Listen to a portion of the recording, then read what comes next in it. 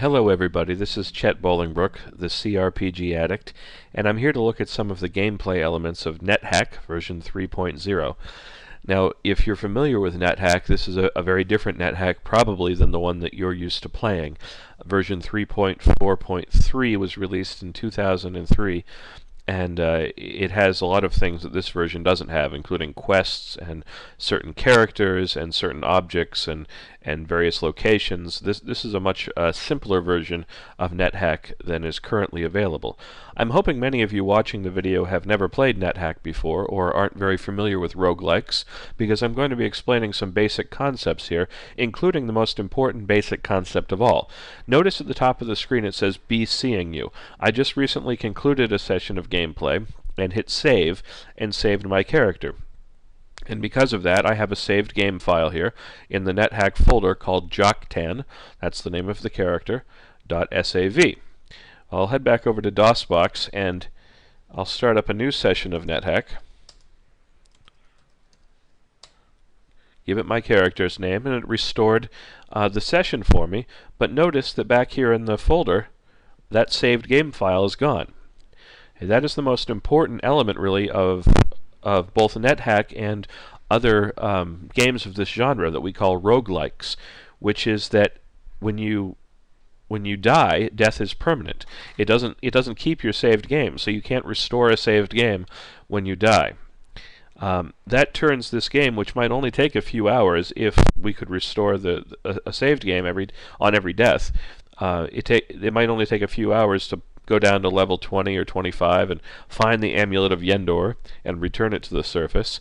But because of the permadeath situation, people play this game for years without winning it.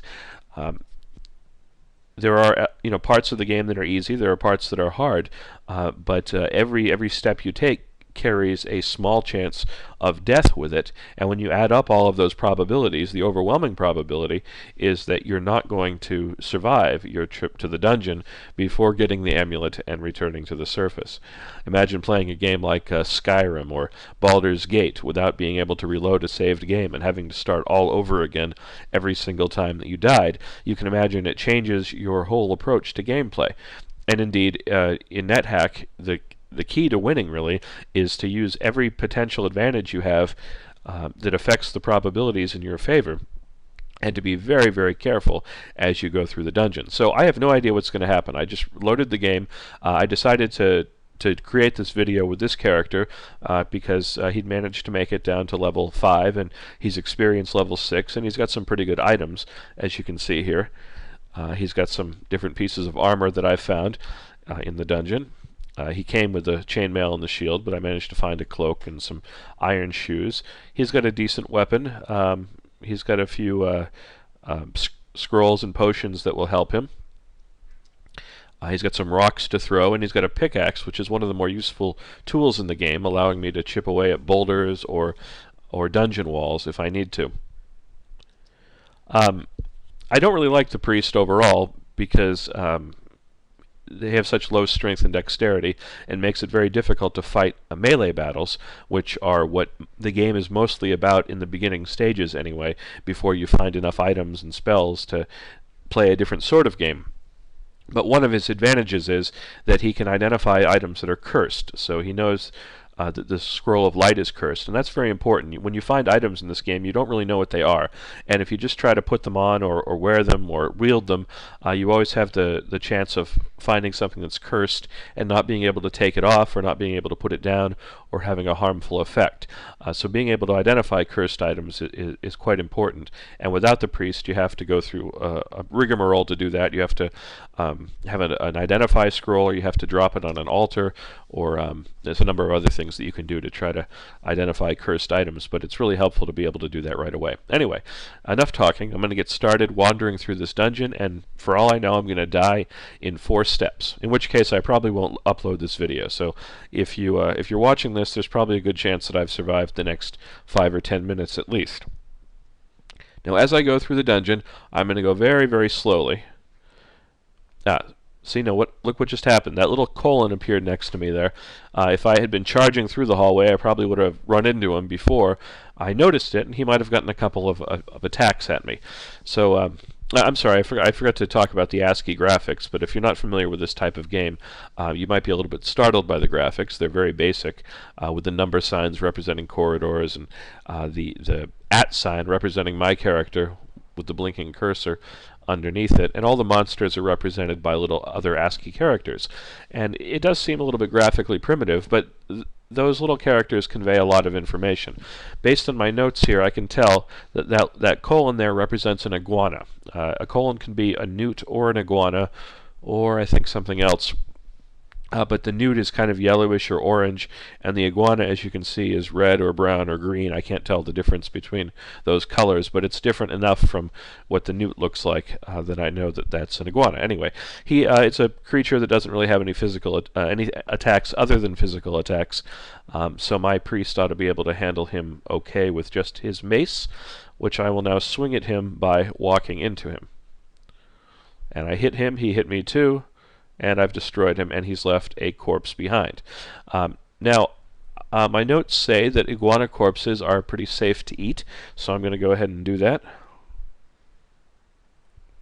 Now, the corpses always taste terrible, but they do help you with your nutrition and keep you from starving, so that's important. Now, I've reached this part of the corridor where I should be able to go northwest there, but I think I'm carrying too much stuff, yeah, so I can't fit through that gap. So if that becomes important later, I'll drop some things and go through there. Continue on here. Here's a little room.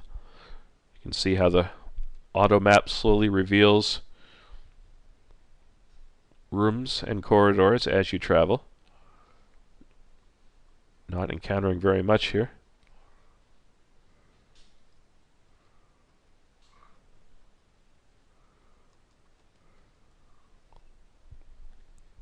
It says, I hear the chime of a cash register. That means there's a store nearby. I really like stores, so. And here it is. It's not the store that I wanted, but it's not bad. Second-hand bookstore. That means that it sells scrolls and spell books. I've got 456 gold, so I'll probably spend a bit of it here. And the shopkeeper asked me to leave my pickaxe outside.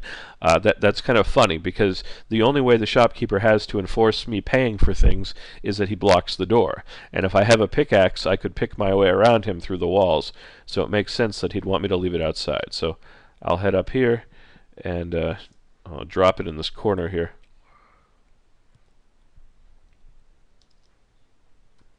I just have to remember to get it later. And while I was doing that, this zombie came in to my view here. So I'm going to, rather than move, I'm going to wait one. Oh, two zombies after each other. And I can't tell from the color what they are. But I know they're no good. So I don't really have a lot. Let's see, I could throw holy water at them.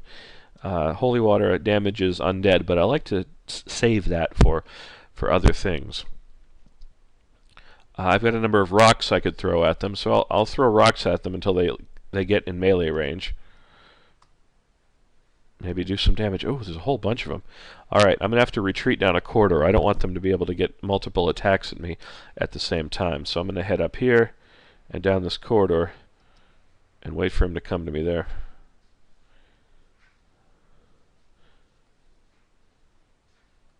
So far, so good. I destroyed one without taking much damage.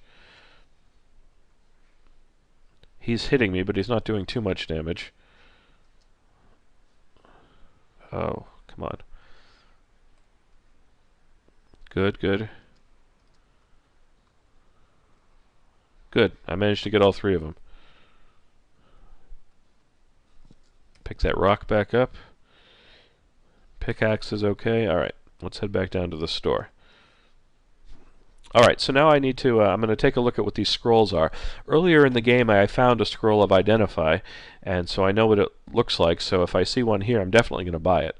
They're very valuable scrolls. They can, as you might imagine from the name, they identify items, and you really need them in order to figure out what rings and amulets and so forth do. Potions, scrolls.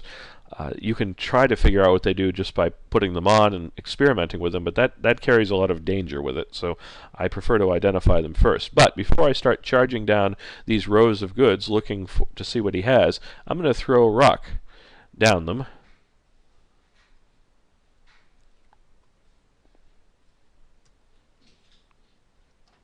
Oop, I accidentally hit read. Throw rock. Okay, now it keeps saying he seems not interested. He thinks I'm trying to sell him the rocks by throwing them, but I'm not. What I'm trying to do is determine if there's any mimics hiding in this this treasure here. And none of them were hit or responded, so I guess I'm okay. I'll pick up my rocks. Yeah. I accidentally picked up a scroll. Oh.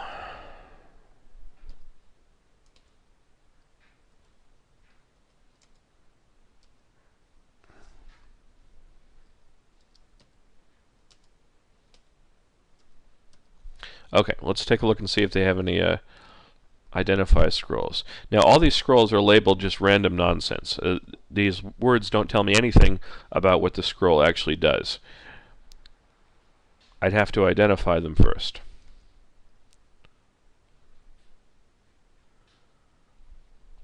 And none of them are identified as scrolls, unfortunately.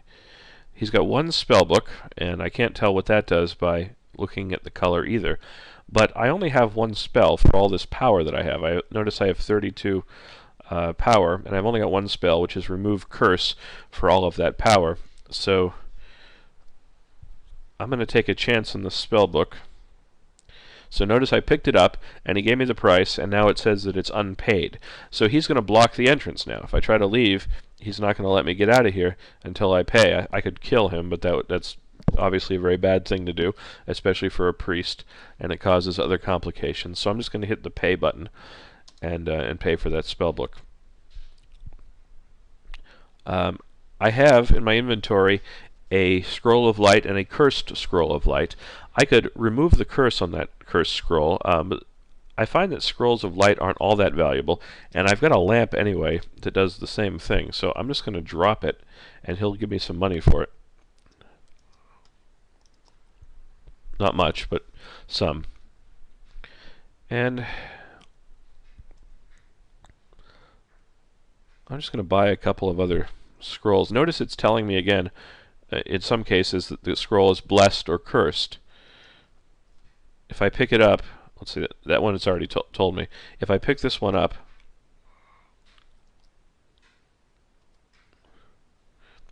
it didn't tell me it was blessed or cursed, so it's neither.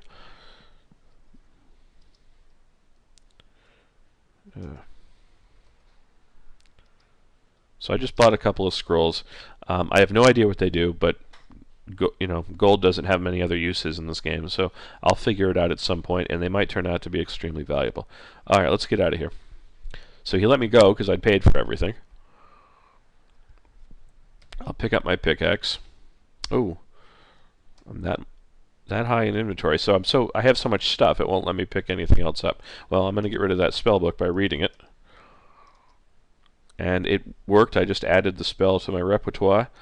And it was sleep, so I've got a sleep spell, which might help against particular enemies. So that's funny. My strength is so low that it's worn me out by simply carrying the stuff that I'm carrying.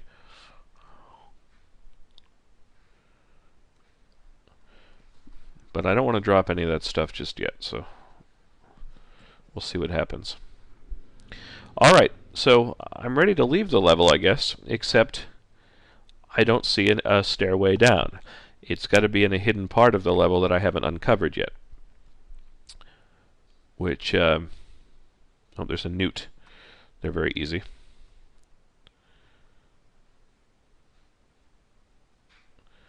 So, I'm not sure where I need to search, but over here to the right is the most likely, given that's where the big gap is, where I don't see any rooms or corridors. So you search by hitting the S key, And if you want to search, you usually have to search multiple times. Oh, I just found the door. And it was immediately opened by a G, capital G, is a gnome lord, I think. It was a pretty tough customer. I might have to use my sleep spell on him if he gets my hit points down too much, but let's see if I can just bash him to death. Oh, I said he was a tough customer and he went down in 2 hits. I think it's a gnome king that's fairly tough. He was immediately followed through the door by a soldier ant, which, oh man, these guys suck.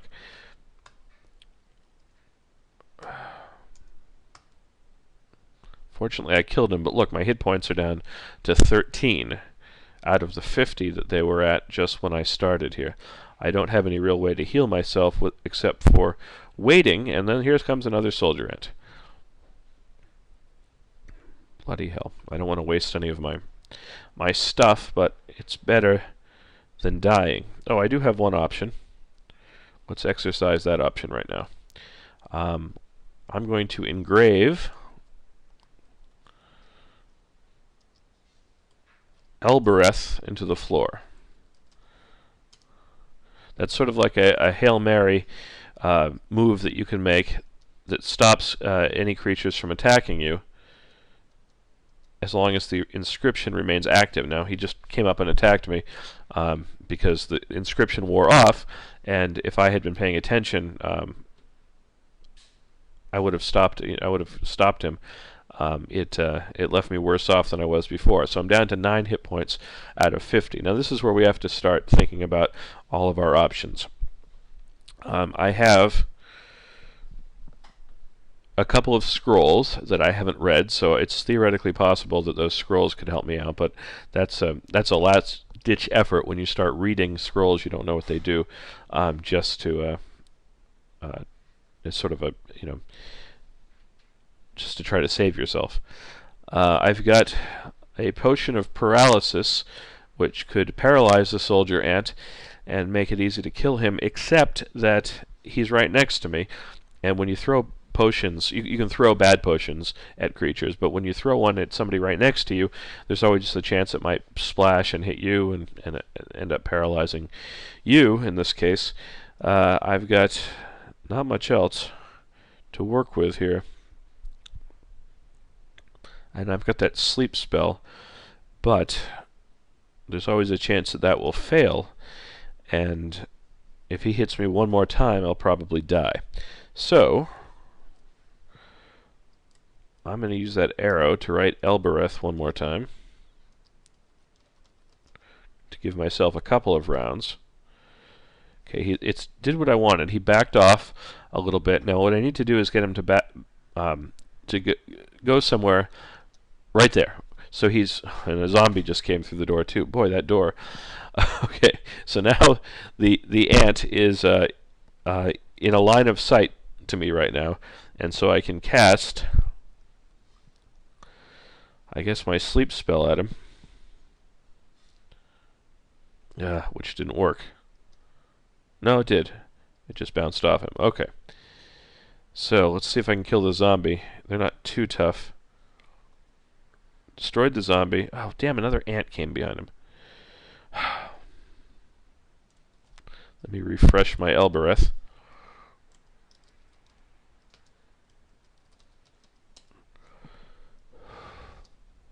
Oh, there's a whole army of them coming through that door.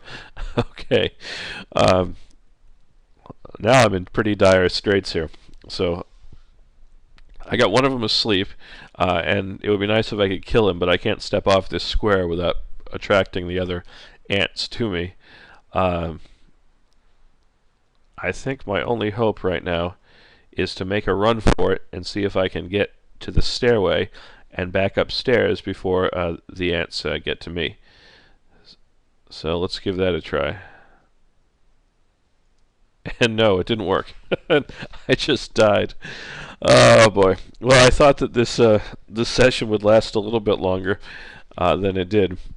But, well, we got to illustrate different object items and combat and the different tactical options that you have, and shops, if I didn't already say that. So So I'm curious, those of you watching the video, if you saw another way out of that, write to me and tell me what it was, because playing NetHack is a process of constantly learning from all these deaths and learning what you should have done differently to avoid dying, and to use your objects and to use your tactics a little bit better.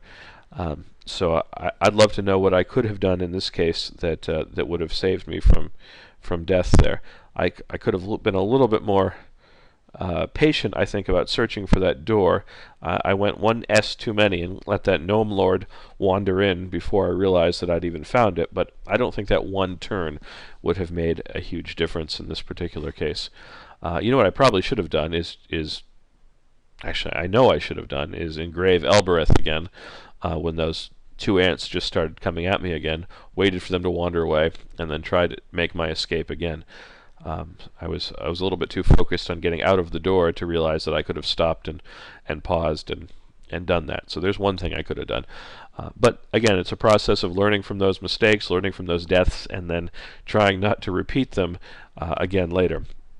I'm compiling a list of all the different things to do and not do in the game to maximize my chances of winning. So I've just died, and when you die, the game sort of can taunt you by telling you all the stuff that you had that you didn't know you had. Now this is where it's going to tell me that one of those scrolls would have saved my life or something. So let's see what I had. Well, good. Nothing that would have saved me. I had a scroll of remove curse and a scroll of magic mapping. The magic mapping scroll would have helped me find where that door was earlier, but that wasn't a big deal. And everything else I already knew. I also have the option to see my intrinsics when I die. These are the things that sort of going on in the background. Stridently aligned is just my overall alignment, and I already knew that because all priests are stridently aligned. But also that I'm telepathic. I got that from eating a floating eye earlier. And that helps in strange ways. When you're blinded, for instance, it will show you. Although I'm not sure if it's that or my amulet of ESP that would show me creatures on the level whenever I got blinded. It's nice when you can blind yourself with like a blindfold because you can see where creatures are on the level. That certainly would have helped me here, but I didn't have anything to temporarily make myself blind with, so that wouldn't have really done anything. And now I get a nice little headstone here. And I understand from something that somebody told me on my blog that soldier ants are actually like the #1 killer of adventurers in the dungeon, so I don't feel too bad dying to them. But I have made it down to level 15 before, and so to die on level 5 is a little bit embarrassing. And so the only thing to do now is start over again with a new character. Incidentally, something's off with my top 10 list. It never shows me more than 3 people, no matter what. So I'm not really some kind of corruption in the file. So time to start over again with Almodad, who is apparently going to be a tourist. He starts here on level 1 with his little kitten by his side and his tourist items, which include a lot of food, which is an advantage in a way, a couple of potions of extra healing, some mapping scrolls, and a camera and a credit card that do various things. So maybe Almodad the tourist will be the one to ascend and win the game, but it certainly wasn't going to be my priest. Thank you all for watching, and I hope this has been enlightening. I'll catch you next time.